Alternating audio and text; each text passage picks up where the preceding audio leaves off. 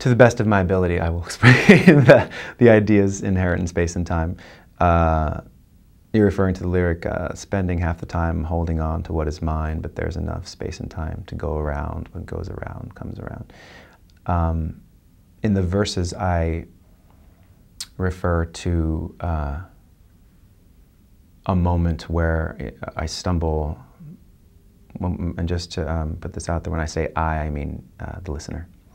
I like to sort of have that be an interchangeable highway.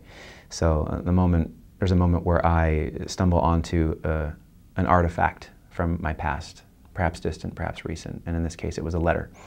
And I read the letter, and all of the feelings and emotions that I felt when I first read it come rushing back into me as if they had just happened, and it kind of has this constricting feeling, and it brings up feelings of possession and rage and emotionalities that aren't necessarily like constructive, and it feels like it's like choking me. And that was one way of interpreting the past. And in the next verse I say, the lyric in that one is, well, I read the words you wrote like a rope around my neck. And in the next verse I say, the dead are speaking here through the things they've left behind, in a letter inked in tears and emotion stamped and signed.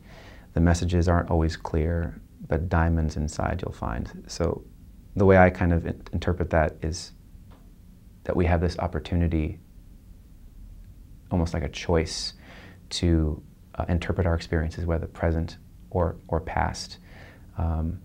We have the opportunity to see them as good or bad or neither.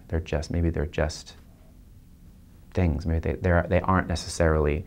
Maybe that wasn't necessarily a bad letter, even though it seemed like it made me feel that way. And somewhere inside there was a choice to be enraged and choked by that information.